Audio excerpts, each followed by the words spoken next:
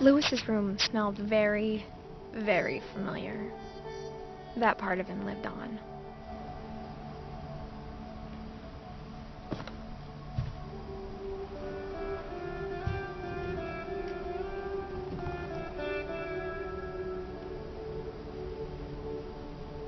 Lewis and I spent a lot of time playing games together, but he was surprisingly bad at them.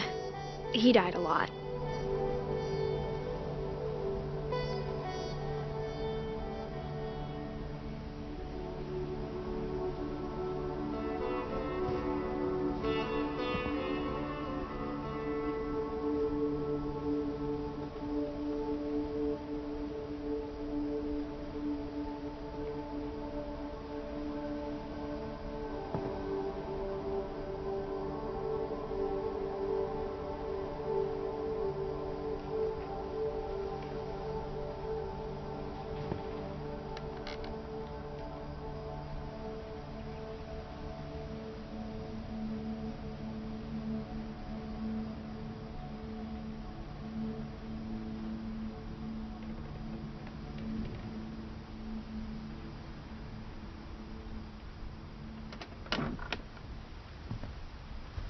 He was so proud of being Indian.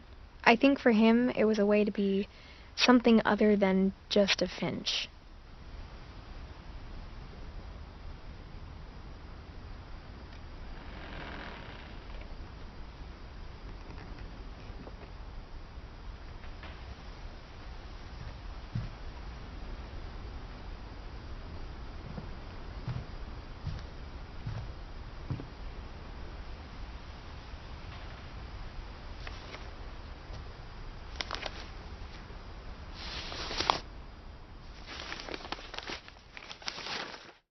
Dear Mrs. Finch, as Lewis's psychiatrist, I can understand your desire for an explanation. As I see it, the trouble began in January, shortly after we convinced your son to seek treatment for substance abuse. Newly sober, I believe Lewis first noticed the monotony of his daily life.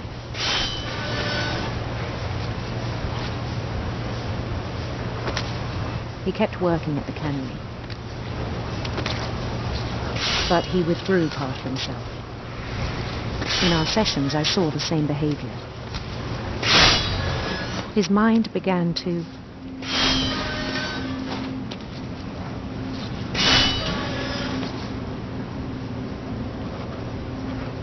wander.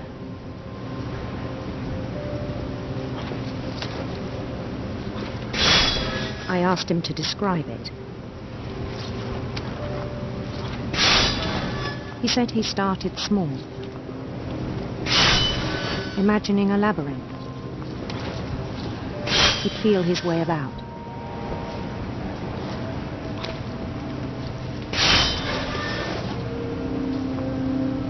Then something moved.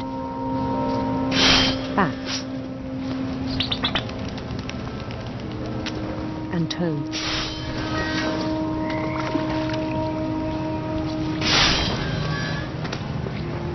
And things that have not names.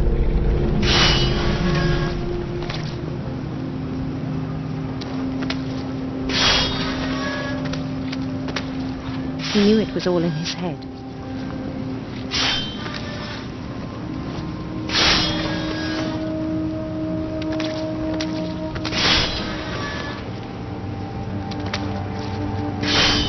But he took it very seriously. I had hoped he'd find himself.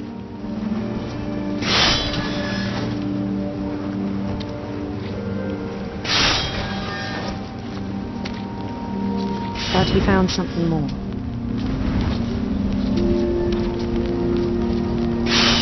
I worried about him then.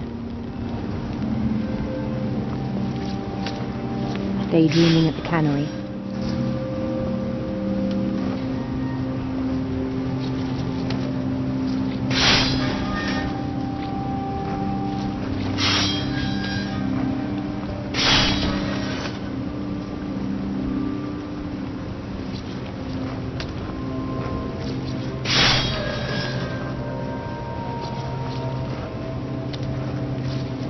I spoke with his boss.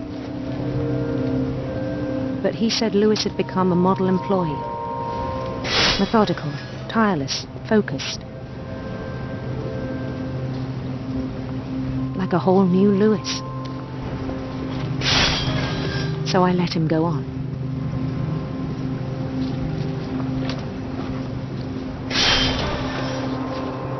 I even encouraged him.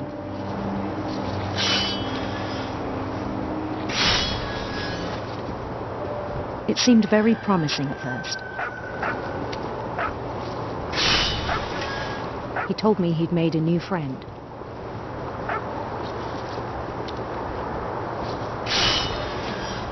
On the edge of a city he named Lewis Topia. He built the city up slowly, brick by brick. Then he made musicians.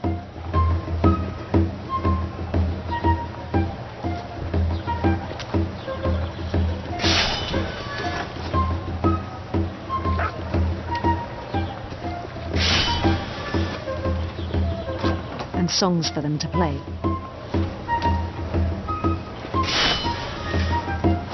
He talked about starting a band.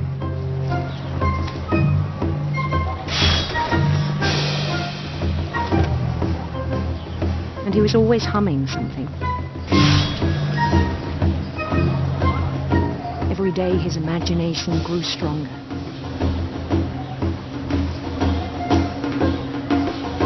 He no longer spoke at the cannery. But his chopping was as reliable as ever. Then one day it struck him that all the cheering crowds, even the stones under his feet, were all in his imagination, so he could do whatever he wished.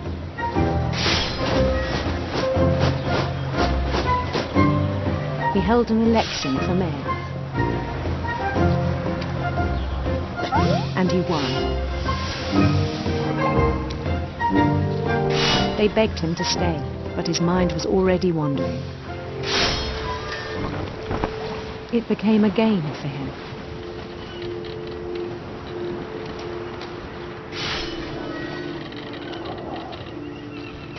He'd conquer a city, then immediately push on. New Louisville.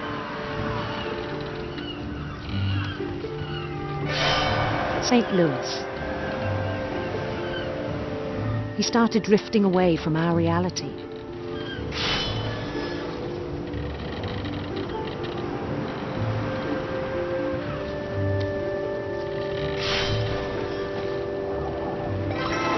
Minneapolis.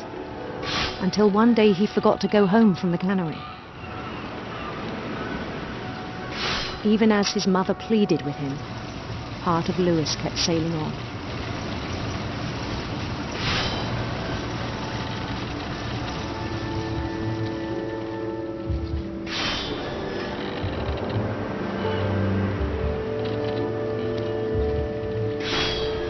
In Louisburg, he heard rumors of a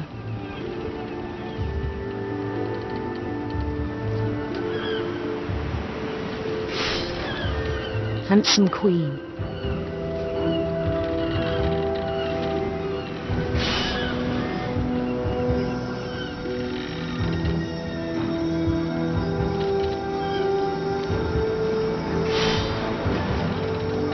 The queen was on her own quest for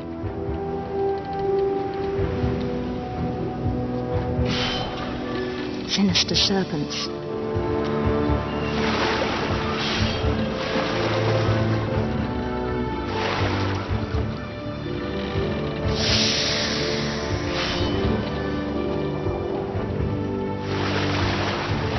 He followed the sound of her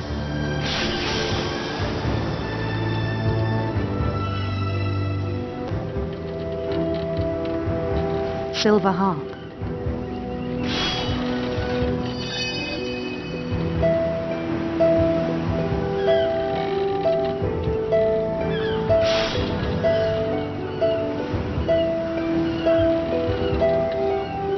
His chase led him to a golden palace east of the sun and west of the moon. Even then, his logic remained sound.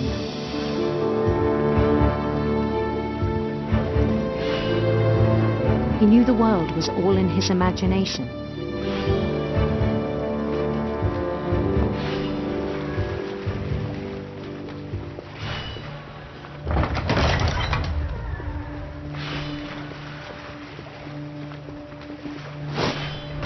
But he was so proud of having created it. In his own eyes, he'd become something greater than a king.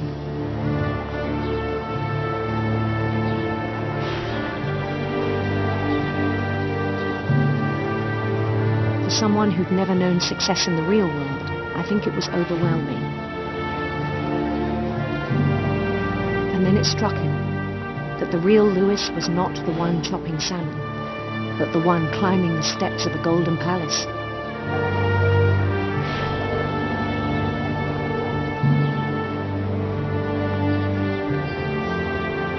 My imagination is as real as my body, he told me. It was hard to argue with him.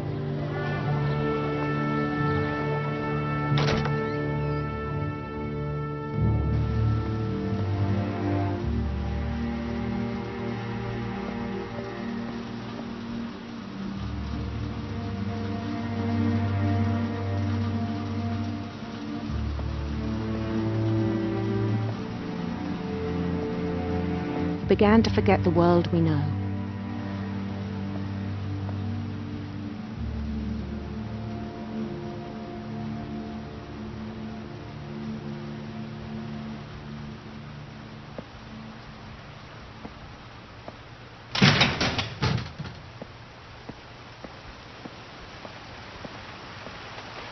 I think it pained him to remember Lewis, the cannery worker.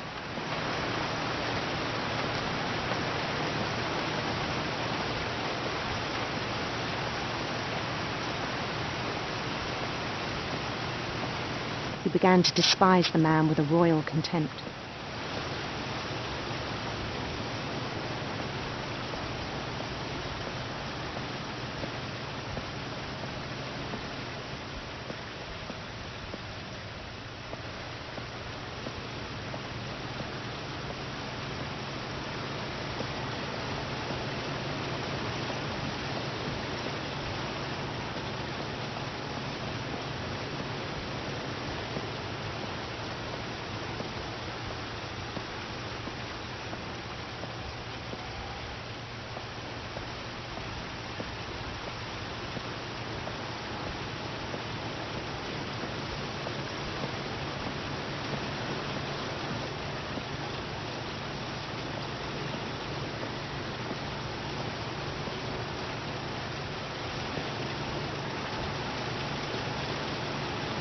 I still thought I could save him.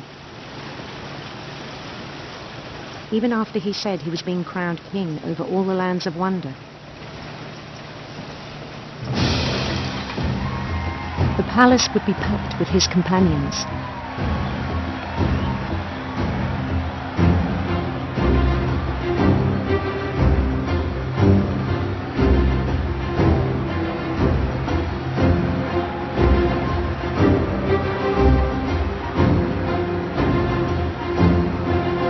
Including the wise Calico who insisted on advising him.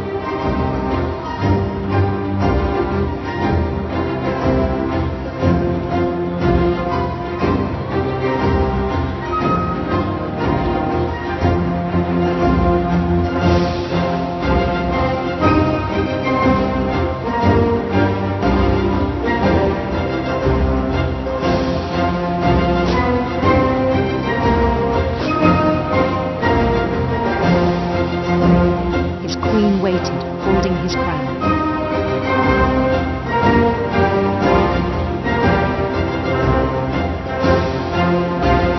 There was only one thing left to do.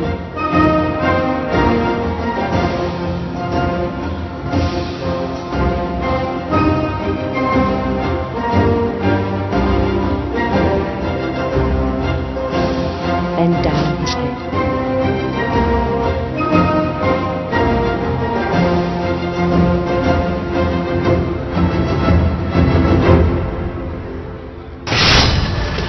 rest, I think you know. Mrs. Finch, your son was a kind man who will be missed by all of us who knew him.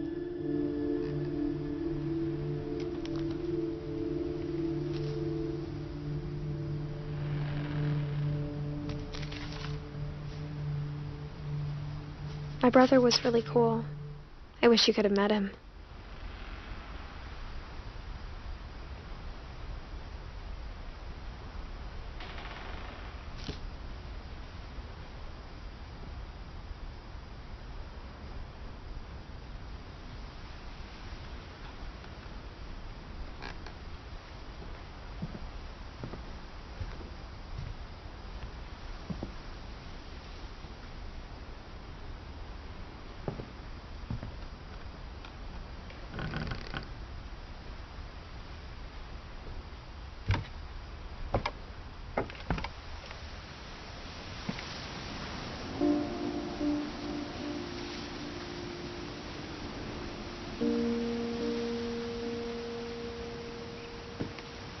On the way back from Lewis's funeral, my mom told me to start packing.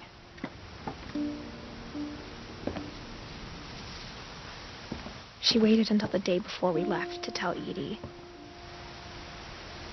I'm not sure if she wanted to make it easier or harder.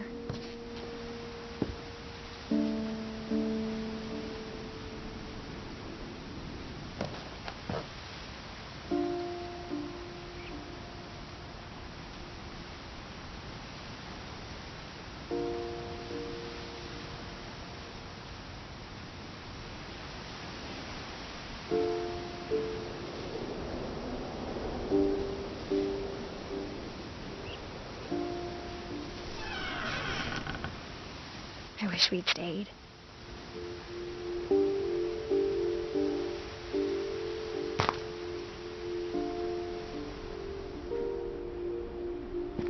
But I understand why we left.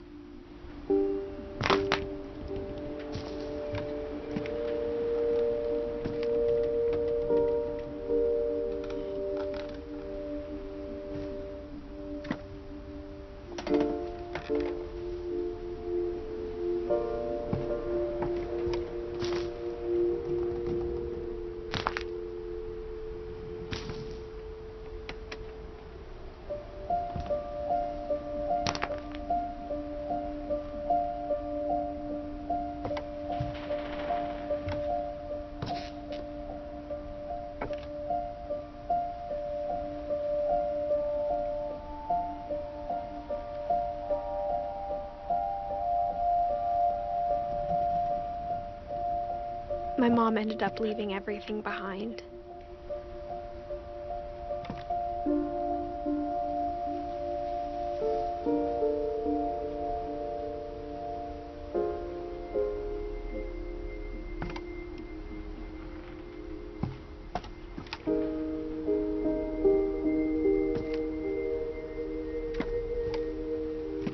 What happened that night had been coming for a long time.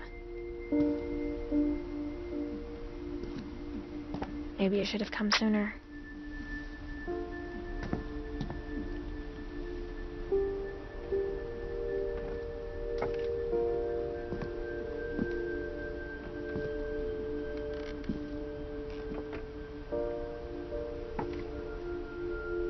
But it had to end one way or another. All that's left now is to tell you about that last night.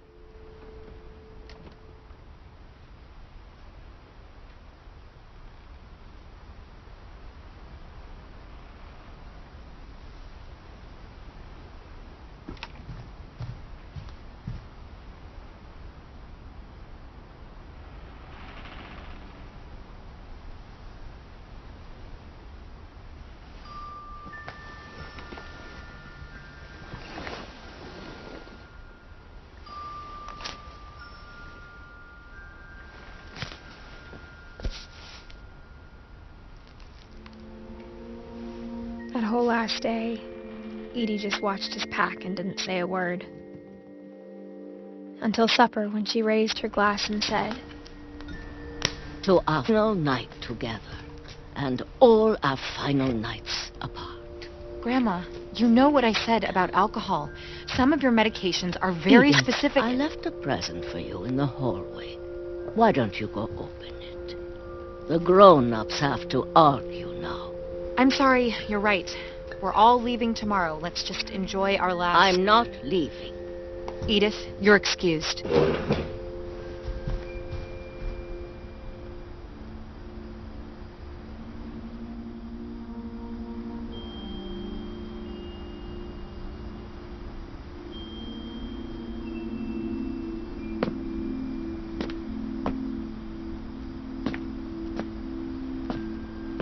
The power had been shut off that morning, but Edie always had plenty of candles.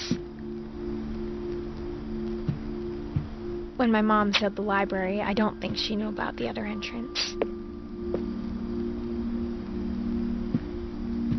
Or that Edie had a key to it.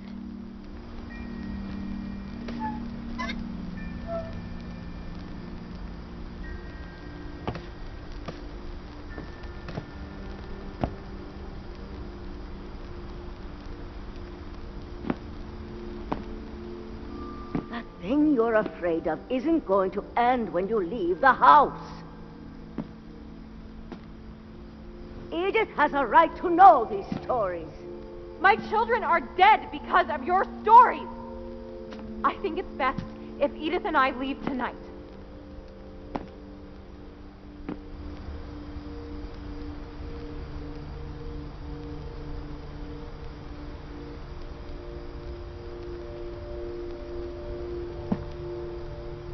We'll have the nursing home send a van for you in the morning, okay?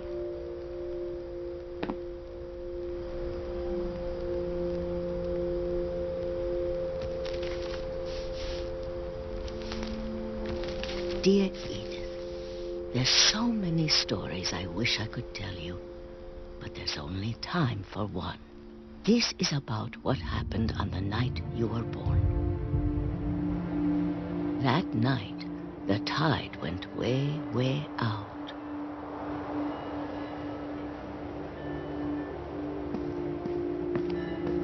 It was the first and last time I ever saw the old house aground. There'd been an earthquake out in the middle of the ocean. They called it the lowest tide in 1,000 years. God, it smelled awful. You know, I've seen that house every day of my life.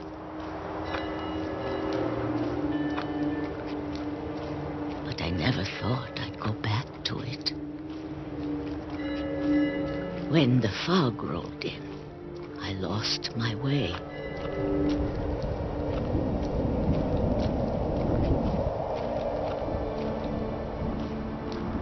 I got turned around.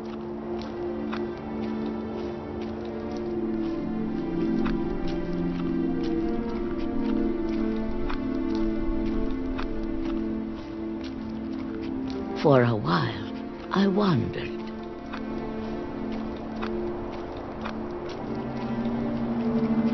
I started seeing things.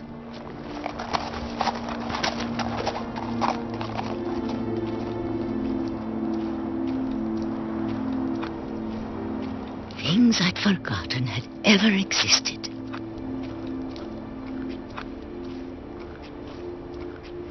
But when I saw them, they felt like old friends. That night, a lot of things came back to me.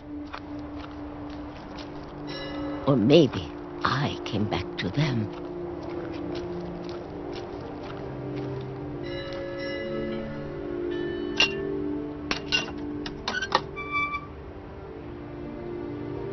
Things I can't explain, but that I need you to try and... Edith, what are you doing in here? It's mine. Edith! Mom, you're gonna rip it! Let go! I kicked and screamed, but Mom dragged me to the car. I never saw Great Grandma Edie again. The next morning, the van came to pick her up, but she was already gone. After that, we moved around a lot.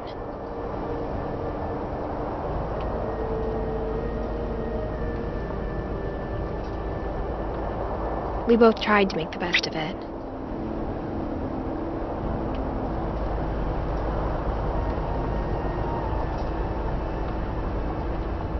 A few years went by.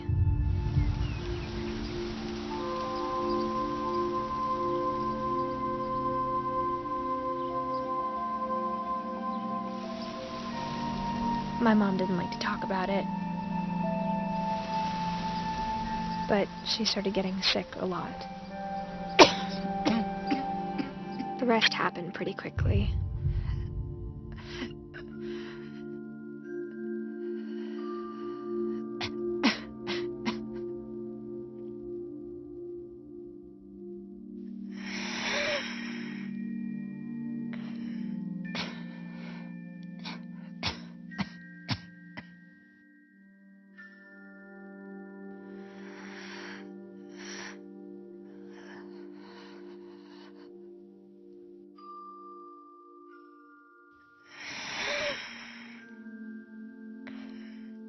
She got better for a while, and then she didn't. And then I was alone.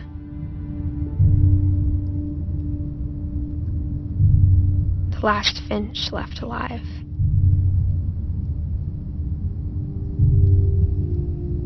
Until I found out about you. I'm still not sure what to tell you about all this. If we lived forever, maybe we'd have time to understand things. But as it is, I think the best we can do is try to open our eyes. And appreciate how strange and brief all of this is.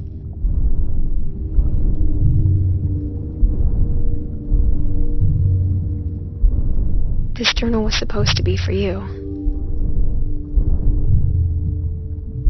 But now I hope you'll never see it. I just want to meet you and tell you all these stories myself. But I guess if you're reading this now, things didn't work out that way.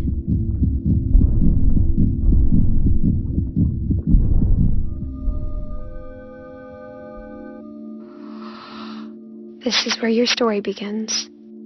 I'm sorry I won't be there to see it. It's a lot to ask, but I don't want you to be sad that I'm gone. I want you to be amazed that any of us ever had a chance to be here at all. Good luck.